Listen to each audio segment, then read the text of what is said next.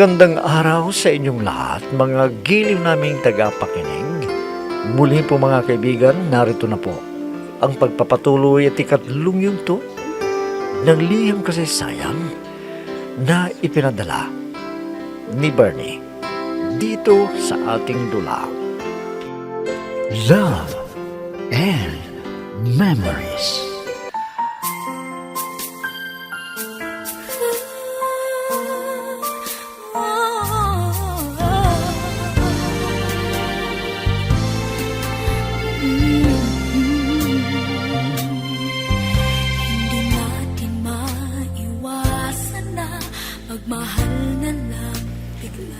Natulala ako nang makita ko si Mila. Pinakilala sa akin ni Tina.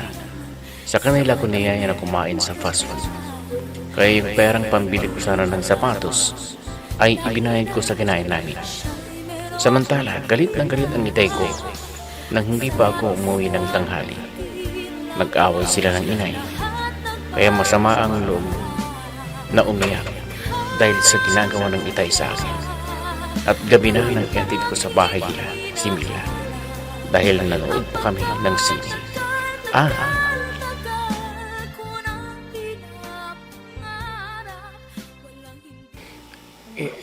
Kung po sir, bitawan ninyo ako, Boss Chip. Hindi po ako masamang tao. Sino ka? Bakit nandito ka sa harap ng gate namin? Anong kailangan mo? Sir, ako si Bernie. Hindi po ako masamang tao ko. Sir, inihatid ko lang po si Mila. Ano? May relasyon ba kayo ng anak ko? Magnobyo ba kayo? Opo, sir. Hindi po. Magkaibigan lang po kami. Mila, lumabas ka at bubugbugin na yata ako. Shh, huwag kang maingay. O yan, binitawan na kita. Pero huwag mong sabihin na kinulyohan kita. Akala ko, ikaw ay masamang tao. Mabuti pa pumasok ka muna para makilala kita ng gusto. Ha? Po sir, wag na po. Uuwi na lang ako. Baka naghihintay na sina itay at inay sa akin. Sana huwag mo naman akong hiyain. Kung hindi, magagalit ako sa iyo. Halika, pumasok ka muna sa bahay namin. Opo sir. Salamat po, Diyos ko. Iniligtas po niya ako sa kapahamakan. Ang akala ko, bubugbugin na nila ako.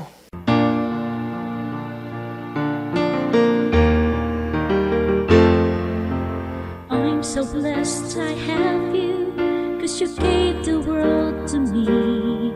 You're my inspiration, the perfect one in my life forever. You make my life complete. Dad, bakit niyo po pinapasok si Bernie dito sa loob ng bahay? Ano bang sinabi niyo sa kanya? Kinausap ko lang para malaman ko ang totoo. Kung talagang matino siya at hindi nanloloko. Ha? Ano bang palagay niyo sa kanya, Dad? Pwede ba natin siyang pagkatiwalaan? Oo, pwede na. Sana nga hindi pa kitang tao ang mga kilos niya. Pero ang bilin ko sa'yo, huwag mong lubusin ang tiwala mo sa kanya. Hayaan mo na makilala mo siya ng gusto. Opo, Daddy. Ganun talagang gagawin ko. Siyempre, mahirap na po ang mapasubo. Baka kung ano pa ang gawin niya sa akin. Sa palagay ko naman, Iha, hindi naman siya gagawa ng masama sa'yo. Basta mag-ingat ka lang sa kanya. Opo. Wala pa bang tawag si Mami? Di ba sinabi niya na gusto niya ako makausap? Oo, Iha. Kaya hintayin muna nating sandali. Kung sakaling wala pa hanggang mamaya, ako na lang ang tatawag sa kanya.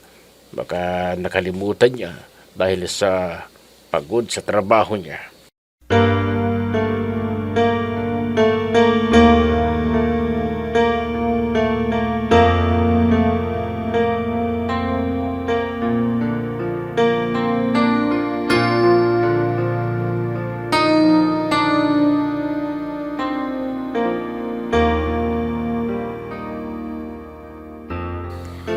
Ang ibig mong sabihin, kinausap ng dad mo si Bernie? Hindi siya nagalit kay Bernie? Hindi naman. Dahil pinapasok pa niya sa bahay namin eh. At alam mo, ha? Nagkwentuhan pa silang dalawa. At mahinaw namang kinausap ng daddy si Bernie. Kung ganun, pwede nang dumalaw si Bernie sa'yo dahil hindi binawalan ng dad mo. Oo, Dina. Parang magaan ang loob ni daddy sa kanya. Dahil sa tingin ko, mabait naman si Bernie, hindi ba? Tama ka, Mila. Mahiyain din siya. Alam mo, maswerte si Bernie dahil sa lahat ng manliligaw mo, ay siya lang ang pinayagan ng daddy mo na pumunta sa bahay ninyo. Uy, friend, anong sinasabi mo na manliligaw si Bernie sa akin? Hindi nakipagkaibigan lang siya. Saan ba nagsisimula ang ligawan? O di ba, kaibigan muna. At sa kapag nahulog na ang loob mo sa kanya, di saka kanya liligawan. Shh, huwag kang maingay. Baka marinig ka ng daddy ko. Baka pag nalaman na manliligaw sa akin yun, hindi na siya papapasukin dito. Bakit? Anong masama kung manligaw siya sa'yo? Buti nga at alam ng daddy mo. Hindi na kayo sa labas magkikita, no? Basta, pag nagtanong sa'yo ang daddy ko, huwag mong sasabihin na manliligaw sa akin si Bernie, para lagi siyang makadalaw sa akin. Naintindihan mo, ha?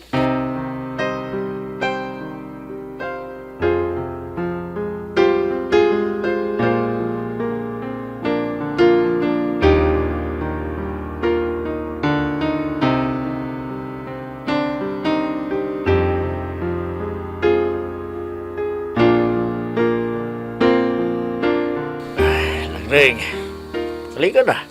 At kumain na tayo ng hapunan. Huwag mo nang hintayin yung anak mo. Baka mamaya pa yun uwi rito. Halika na. Hindi. Ikaw na lang kumain. Hindi ako gutom. Alam ko na nagtatampo ka sa akin. Alam ko naman kung gaano mo kabal yung anak mo Kaya lang, naiinis ako sa ginagawa niya. Pati ikaw nadadamay na pinapagalitan ko. Mabuti naman at alam mo ang iyong kasalanan. Sana naman, unawain mo rin si Bernie. Dahil binata na yun. At ang pangangailangan niya ay di mo ibibigay. Tama na yan, halika na. Sabay na tayong kumain. Wala akong ganang kumain kapag wala akong kasabay. Di tawagin mo yung mga aso at pusa. Sila ang kasabay mo. Ano? Sige na naman, Lagrigo. Patawarin mo na ako. Huwag ka nang magtampo sa akin. Patawarin mo na ako sa nagawa ko sa'yo. Oo, patatawarin kita. Pero hindi pa gayon. Ha? Kailan pa? Ha? Bukas, Lagrig? Ay, anong bukas? Pagkalipas ng 1 taon, saka kita patatawarin. Malinaw! Lagrig! I'll be with you for the rest of my life. From the bottom of my heart, I'll always be with you.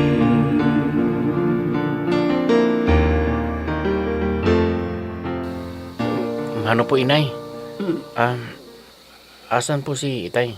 Nagalit po ba sila dahil hindi po ako umuwi agad? Ay, huwag ka nagmaingay at natutulog na. Nagalit siya, pero nag-inarte ako. Kaya humupa ang galit niya. Salamat po, inay. At lagi ninyo akong pinagtatanggol kay Itay. Alam po ninyo, lagi niya akong pinapagalitan at pinapahirapan sa gawain doon sa bukid. Ay, pagpasensyan mo siya, anak. Basta hindi ka niya saktan. Ayos lang kahit pagalitan ka niya. Di, pakinggan mo lang siya. Opo, inay. Buti pa kayo, naiintindihan yung kalagayan ko. Pero ang Itay, sobra na siya.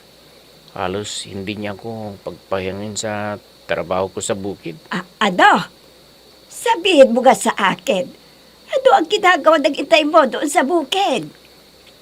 Magtatrabaho lang siya ng konti at ako nang tatapos lahat. At si Itay, nasa lilim ng puno na nagpapahinga. Ano?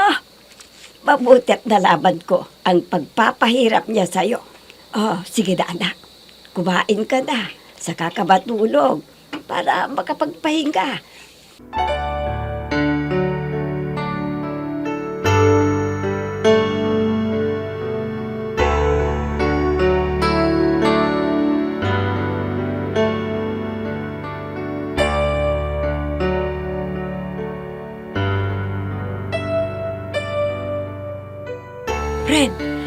Sa palagay mo, may crush si Bernie sa akin? Hindi nagpapalata kung gusto niya ako o hindi. Ewan ko sa kanya. Anong malay ko sa nadarama niya? Wala naman siyang sinabi sa akin eh. Sa bagay, hindi pa nagtatagal na magkakilala kaming dalawa. Pero alam mo, nahihiya lang yun. At nahalato ka naman lagi nakatingin sa akin. Oh, alam mo naman pala eh. Ako di ko alam eh. Dahil wala namang nahalata. Di niya kayang sabihin. Kung meron man, wala siyang gusto. Hindi bale. Hintayin ko na lang ang text niya o tawag niya sa akin. Baka masabi sa text na may pagtingin din siya sa akin, di ba? Eh, pwede. Teka, may cellphone naman siya eh. E di mag-text ka sa kanya. At alam ko na magpapahiwatig siya. Ha? Magpapahiwatig? Mabuti pa. Hihintayin ko na lang na siya ang magsasabi sa akin na may gusto siya sa akin. Ikaw ha, gusto mo nang magkanobyo ha. Kahit sinabi ng dad mo na hindi ka pa pwedeng makipagrelasyon. Kung Ikaw, ha? sakali magtapat, di itatago namin muna kung magkakaroon kami ng relasyon na dalawa.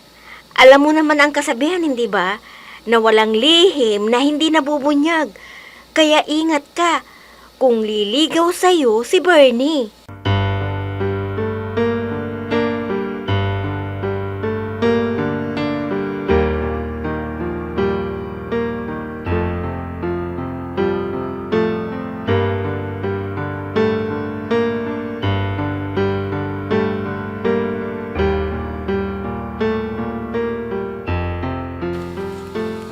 Mila Iha, may itatanong ako sa iyo. Matagal mo na bang kilala ang Bernie na yon? Hindi pa naman, Daddy. Hindi pa kami natatagalan na magkakilala Si Dina ang kilala ni Bernie. Matagal na silang magkaibigan. Ganun ba? Hindi ba siya nagtanong sa iyo kung pwede siyang manligaw? Sa ngayon po, wala po siyang tinatanong. Kaya wag po kayong mag-alala. Kung manligaw man siya, di sabihin ko na, di pa pwede. Bakit? Bakit yung natanong, Daddy? Kung anong sadya niya? Tinanong ko. Pero ang sabi, kaibigan ka lang daw niya. Kaya gusto kong malaman kung totoo ang sinabi niya. Oo, Daddy. Nagsasabi siya ng totoo. Kaya wag kayong mag-alala. Dahil kaibigan lang ang turing niya sa akin.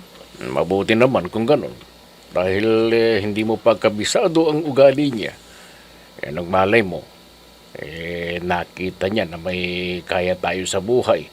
Baka samantalahin ang pagkakataon. Hindi naman siguro. Alam po ninyo, mahiyain yung taong yon. At kahit mahirap ang buhay, hindi ko nahalata na may masama siyang plano. At si Dina ang magpapatunay niyan na wala siyang sinasamantala na tao. Sige, maniniwala na ako. Sana hindi siya manliligaw sa iyo para makatikim ng ginhawa sa buhay. Alam ko na hindi niya gagawin yan, Daddy. Kung kausapin ko siya, ay napakatipid magsalita. Pag hindi tinatanong, hindi umiimik. Sige, ikaw ang bahala. Basta sinabi ko ang gusto ko para alam mo na hindi pa ako papayag na makipagrelasyon ka.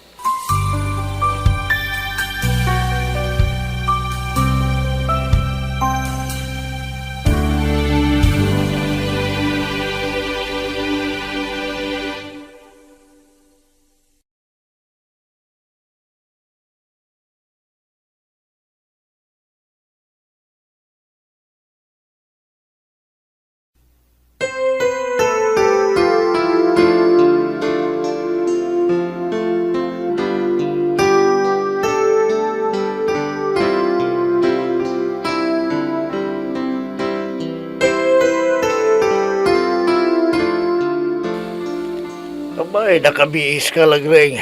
Saan ka ba pupunta, ha? Doon kina kumarisyon Tutulungan ko siyang gagawin ng kakaden na balagket dahil may nag-order sa kanya. Sige, ikaw ang bahala. Pumunta ka. Baka mabigyan ka pa ng pera. May pambili ng ulam. Ay, dako, ikaw talaga. Puro ulam ang nasa utak mo. Pero pag may kita ka, alak at pulutan ang binibili mo. Huwag ka nang magreklamo. Hindi bali at nagtitira naman ako ng pamalingki mo, hindi ba? Oo nga. Pero para lang sa isang araw na gagamitin. Kaya huwag ka nang magbisyo ng alak para hindi tayo kapusin. Sige na, pumunta ka na. Sa gusto mong puntahan. Para hindi ka matrasado, baka hinahanap ka na roon. Oo, sige. Pupunta na ako.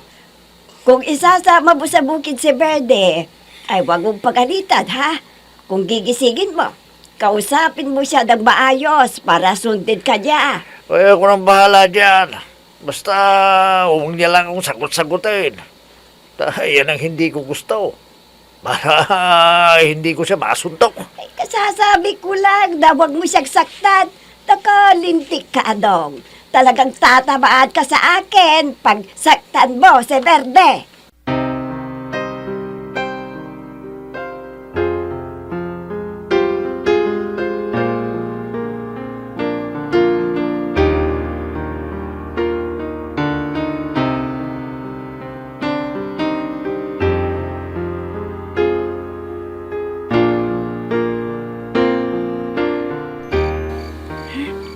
Hindi pa ako inaantok.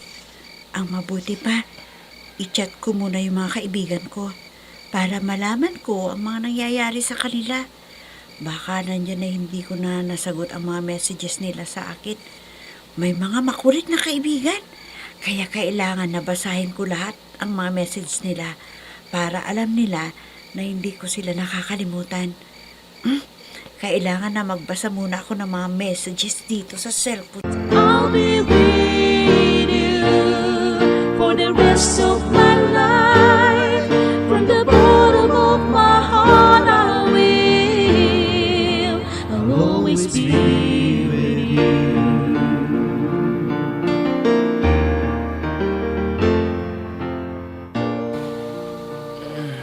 May butas na palang araw. Naku, sigurado na magagalit na naman ang itay nito. Hindi ko siya masasamahan doon sa bukid. Kailangan ko nang bumangon. Oh, sarap ng tulog ko kagabi. Dahil nakapag-usap kami ni Mila. Ang saya ko sa aking paggising. Ay, mabuti naman at gising ka na. Tamang-tama. Wala ang nanay mo rito, kaya baka pag-uusap tayo ng masinsinan. Ha? Itay, Juan, saka na tayo mag-usap pag nandito na ang inay. Hoy! Huwag mo nga akong turuan ng dapat kong gawin. Ngayon, sesintensyahan kita. Huwag kang magkakamaling masagot-sagot ako dahil tulas ka sa akin ngayon, ha? Nakikita mo to? Ha? Itay, bakit ninyo hinugot ang itak ninyo? Anong gagawin ninyo sa akin? Ano ba, di pagbabayarin kita? Dahil marami ka ng kasalanan sa akin. Itay, bakit ninyo itinusok ang itak sa akin?